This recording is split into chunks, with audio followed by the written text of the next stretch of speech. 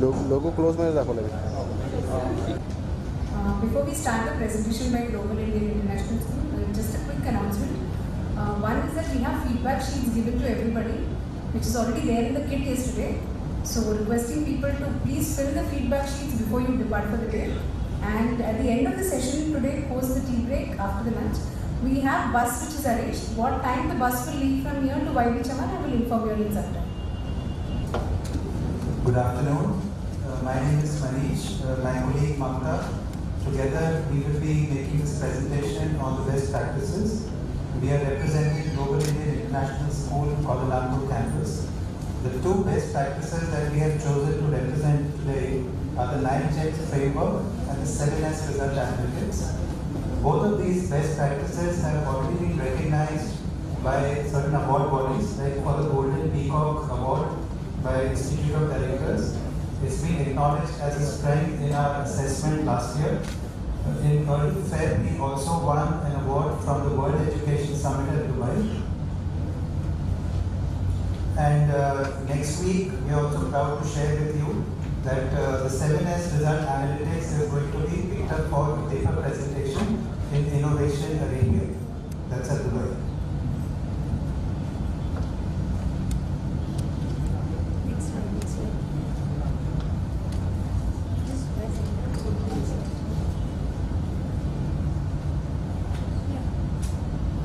This is not the second slide.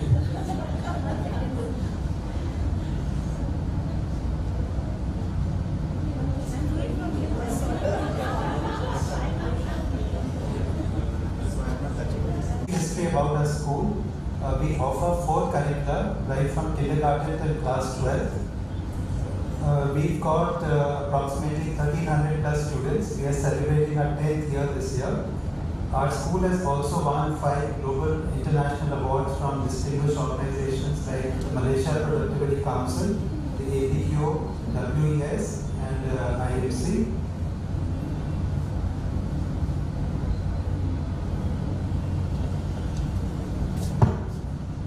Thank you, Manish. And now to continue, judges, please discount the time lost. The school has a vision to become a global role model for teaching and learning, with a mission to make our students leaders of distinction committed to the spirit of excellence, with the core values which are based on the acronym Mahatma.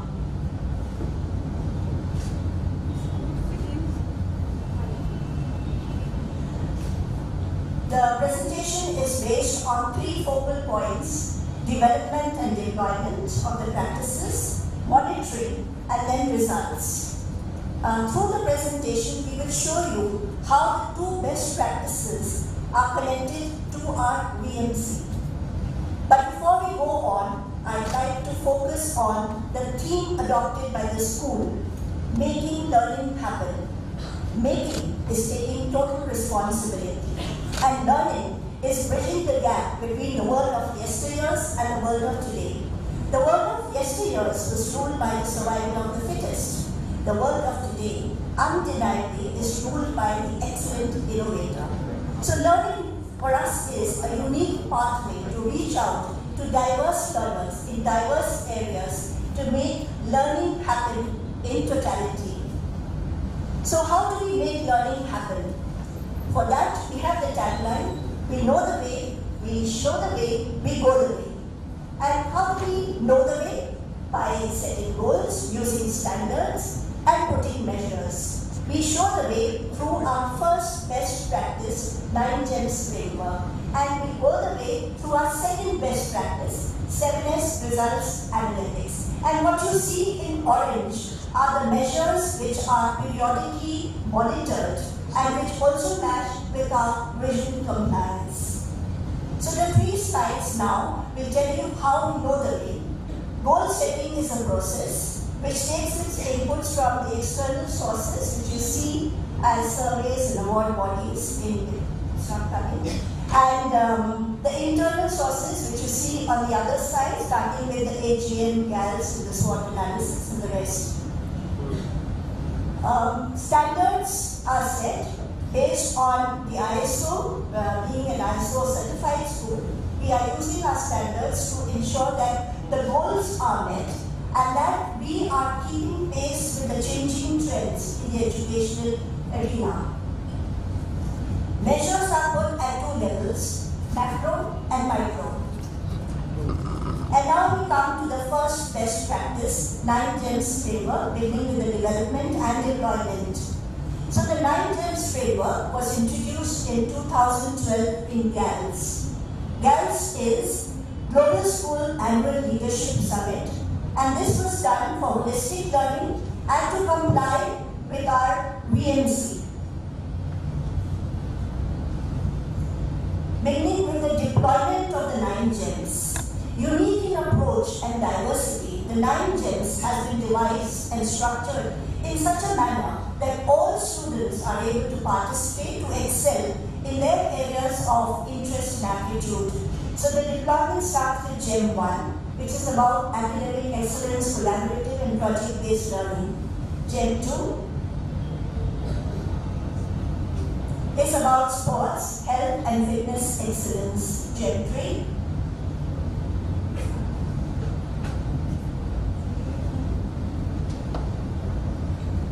is digital and visual arts.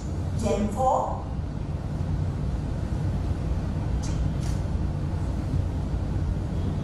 is about personality development, speech and drama. And GEM 5 is about creativity, innovation and problem solving.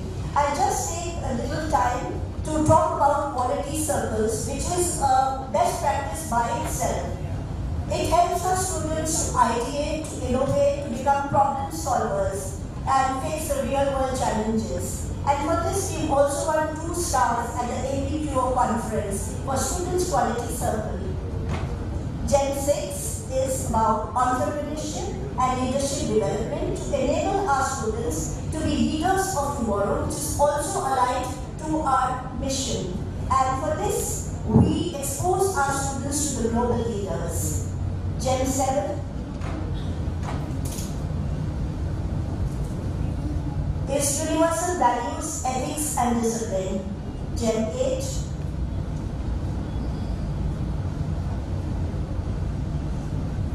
is community connection, care and conserve. And GEM 9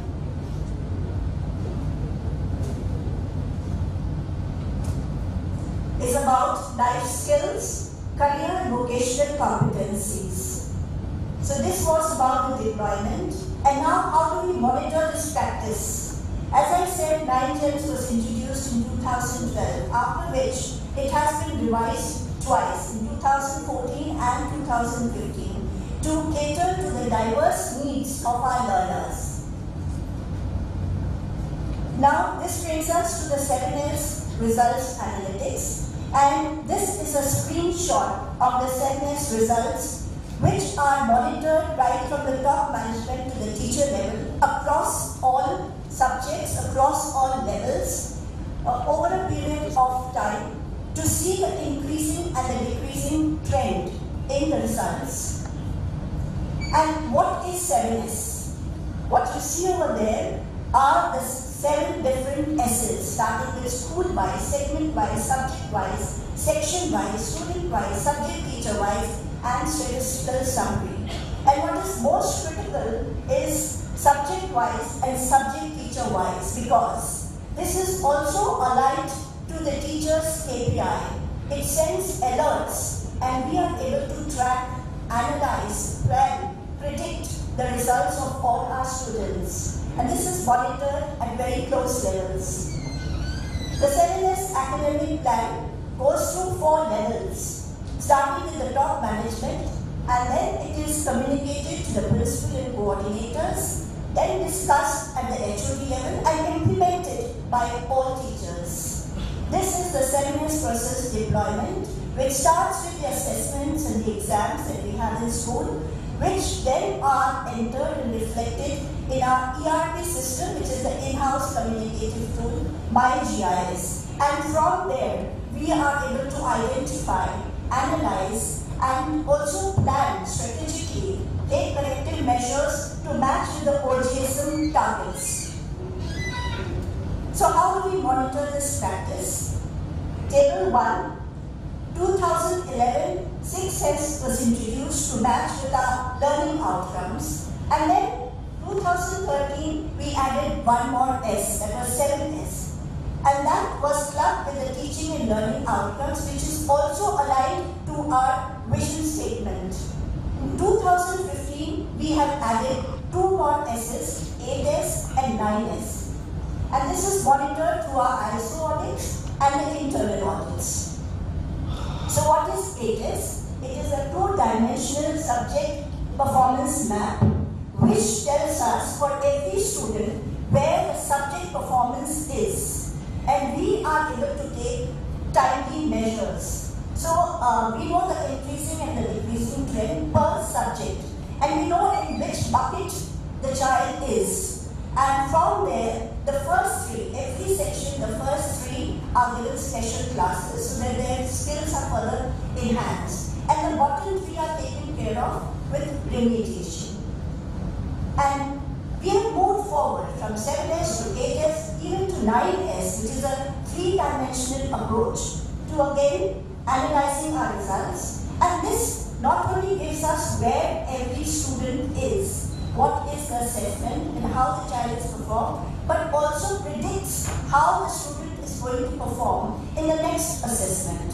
So that gives us time enough to analyze, reach out to parents, have a communication one-to-one, and take strategic measures to improve, leaving no child behind. And that brings us to the results. Mr. Manish will continue.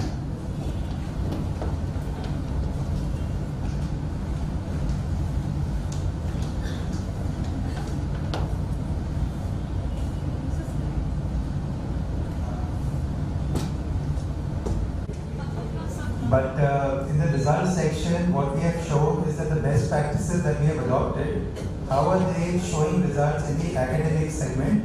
So the graphs that we have put in show that for class 12th and class 10th board results, the graphs have been going up for the last 3 years. If you look at the extracurricular activity awards for the last 3 years, those have been going up, which is a reflection of the 9 gems model. And if you look at the other graphs that we have put in, I'm sorry, I don't remember the sequencing right now. Yes, satisfaction survey scores of the stakeholders, which is the teachers and the parents. Parents from the GMP, which is the Global Montessori program, as well as the senior classes. So those have been going up over the years.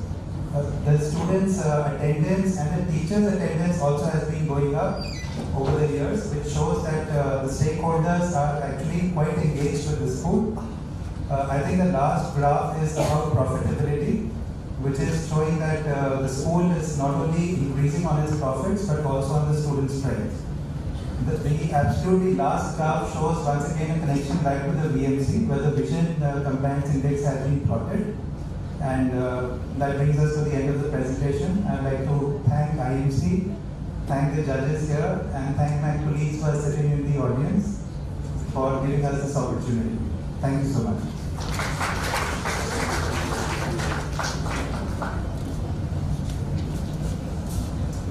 Start with the question answers. Thank you, and our apologies for this technical glitch.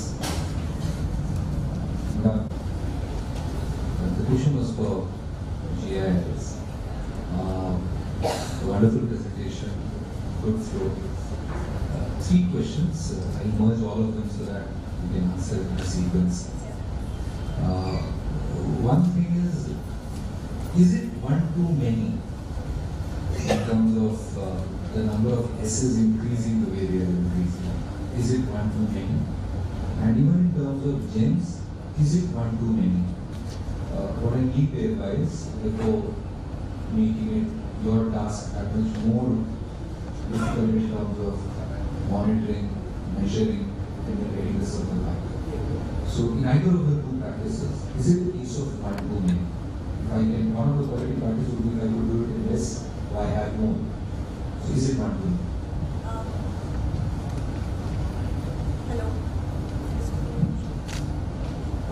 First of all, I would say that it is not one too many, Because when we look at the 7 S's, we are looking at the various segments. We are looking at the student, and they are all correlated. Student-wise, section-wise, subject-wise, subject-teacher-wise, and the entire school results. So when we get the school results, we are looking at the different components which help us to get the school holistic results and improve. And talking about 9 gems, it's the same thing, because we are not catering to just academic excellence. We are catering to students who would excel, with a holistic approach, personality development and leadership development. So when you look at that, and if you are giving a platform to all students to perform their best, irrespective of whether they are good at academics, because finally it is the personality that is being developed. So it's not one to many, it merges, it blends very well. Thank you. Their expectation would be that we would do whatever is required to make sure that the child blossoms. So when we have reached 9S, I can even think of a 10S which could be related to sports. So the parent may say that if my child can develop well in sports, maybe he can become a student officer tomorrow. So why not? The 11S could also be to do with the kind of diet that the child has. That could also be making a difference in his overall personality. So as long as we can handle the data, I think it is not going to be there. This is very The 12th one is spirituality, though we have a gem on that, which is on universal values. So, my second question just follows that, and just more of a query than a question, is when you do it so, it tends to get extremely clinical. How do you make sure that the human touch is not lost when it is so clinical? Because schooling is all about that personal touch that the school gives to the child. So how do you make the moment it gets more clinical, the personal touch gets there? There's some degree of inverse proportionality. How do you make sure that that personal touch is not compromised on the clinical front? It's good to see being so clinical. How do you not compromise the personal touch? Okay, maybe I can give an analogy here that if you were to go, not you personally, but if you were to go for surgery, I'm sure there's a lot of tests and analytics that are done on you, but when the final surgery has been done, the care and concern that the nurses show and the doctors show is what the patient feels. So similarly, our teaching community, the passion and the care that they show is not merged with the criticality of our data.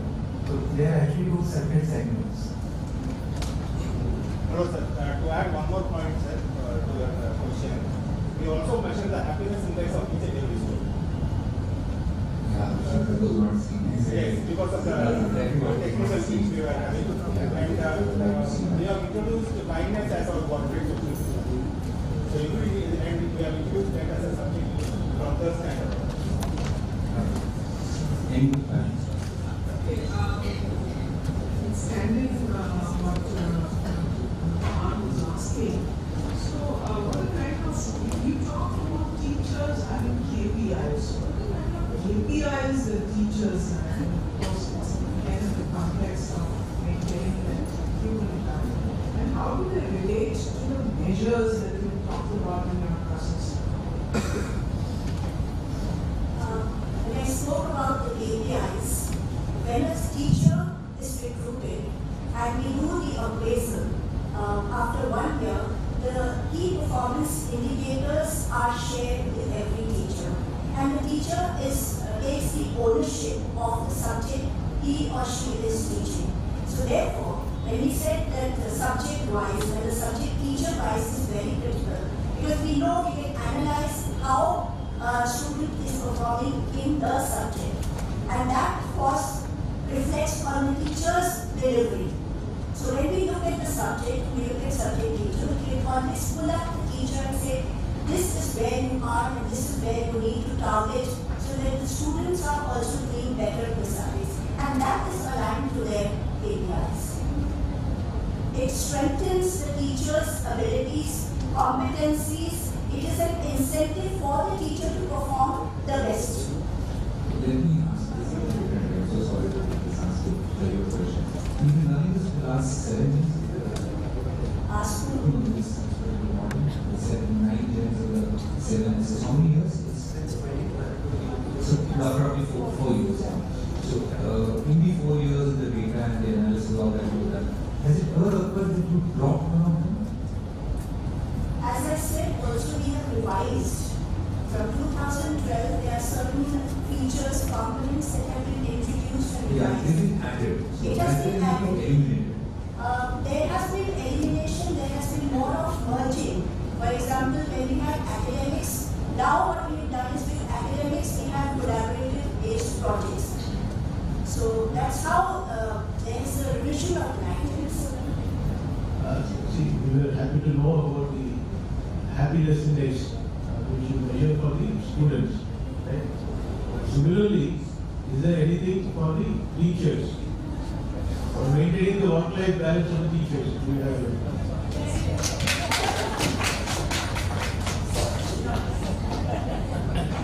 So for teachers, we do carry out periodic teacher satisfaction surveys as well.